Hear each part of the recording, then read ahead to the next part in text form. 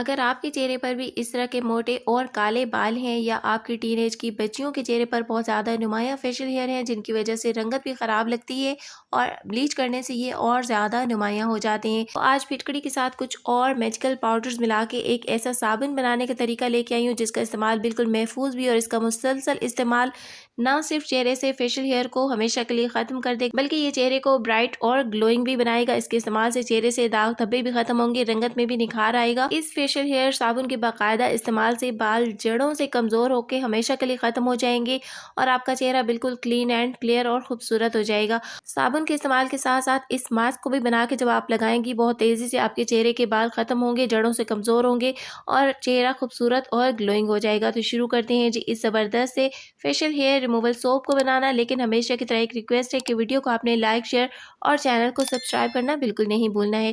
बिस्मिल्लाहिर्रहमानिर्रहीम, अस्सलाम वालेकुम।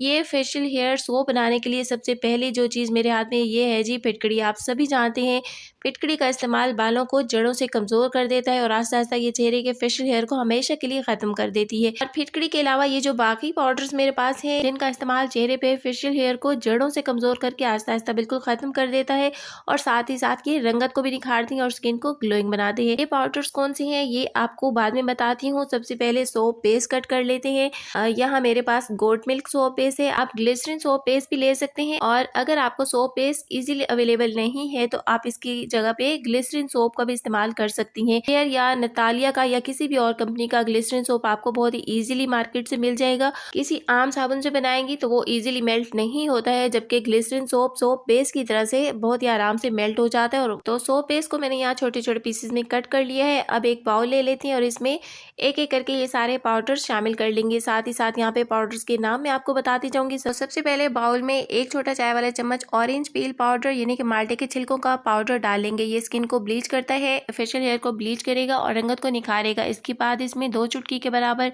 हल्दी डाल लेंगे यानी कि टर्मरिक, ये भी फेशियल हेयर को जड़ों से कमजोर करती है। इसके बाद एक छोटा चाय वाला चम्मच चावल का आटा डाल देंगे, ये भी रंगत निखारने के लिए है। और नेक्स्ट चीज इसमें एक छोटा चाय वाला चम्मच मुलट्ठी पाउडर है, ये भी स्किन को ब्लीच करता है, रंगत को निखारता है और स्किन को ब्राइट करता है। नेक्स्ट मैजिकल पाउडर है इसमें जिंक ऑक्साइड पाउडर, ये भी एक छोटा चाय वाला चम्मच है। रंगत निखारने के लिए ये बेहतरीन है, टैनिंग को भी दूर करता है। साबुन में इसका इस्तेमाल चेहरे की रंगत को तेजी से निखारता है जी। लास्ट में हाफ टी स्पून के बराबर एलम पाउडर यानी कि फिटकड़ी का पाउडर डालेंगे। फिटकड़ी को बिरिया करके भी आप पाउडर बना सकती हैं और सिंपल फिटकड़ी को पीस के भी इसका पाउडर बना सकती हैं।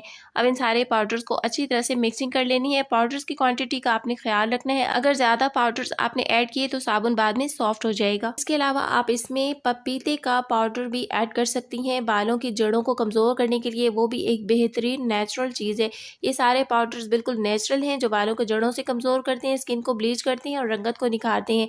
अब सोप बेस जो है इसे डबल बॉइलिंग मेथड के जरिए मेल्ट कर लेंगे गर्म पानी में रख के।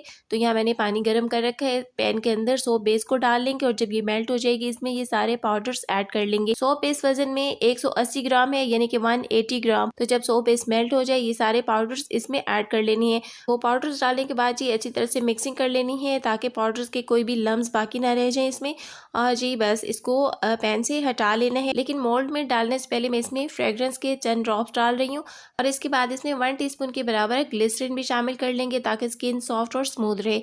अच्छी तरह से इसकी मिक्सिंग कर लेनी है और इसके बाद इसको मोल्ड में डाल लेना है। अगर आपके पास ये वाला सोप मोल्ड नहीं है तो आप कोई भी डिस्पोजेबल जो कप्स होते हैं उनके अंदर आप इनको डाल सकते हैं जी। बस इसे सोप मोल्ड में डाल लेंगे और मिक्स करने के बाद अब मैं इसको सोप मोल्ड में डालूंगी और जमने के लिए रख देंगे। यहाँ जी तकरीबन 1.5 से पौने 2 घंटे हुए हैं और साबुन जो है काफ़ी अच्छे से जम चुका है।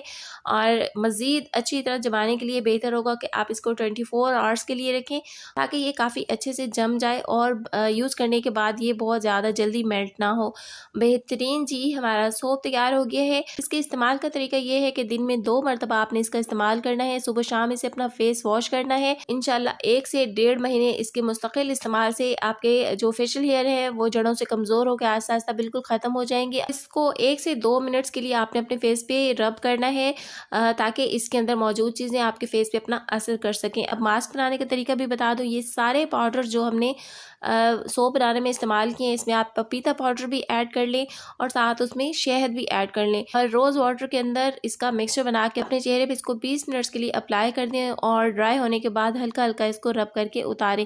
हफ्ते में 2 से 3 मरतबा आप इस मास्क को अपने फेस पे ज़रूर लगाइए और साथ ही साबुन इस्तेमाल कीजिए। इंशाल्लाह इसके बाकायदा इस्तेमाल से आपके फेशियल हेयर बिल्कुल ख़त्म हो जाएंगे। आपको कोई सख्त या केमिकल वाली चीज़ें इस्तेमाल करने की ज़रूरत नहीं है। बिल्कुल नेचुरल चीज़ें हैं, सेफ़ हैं, आपकी स्किन पे कोई साइड इफ़ेक्ट्स नहीं करेंगे, कोई इसमें ऐसे केमिकल्स नहीं है। इंशाल्लाह आपको इसके बाकायदा इस्तेमाल से बेहतरीन रिजल्ट्स मिलेंगे।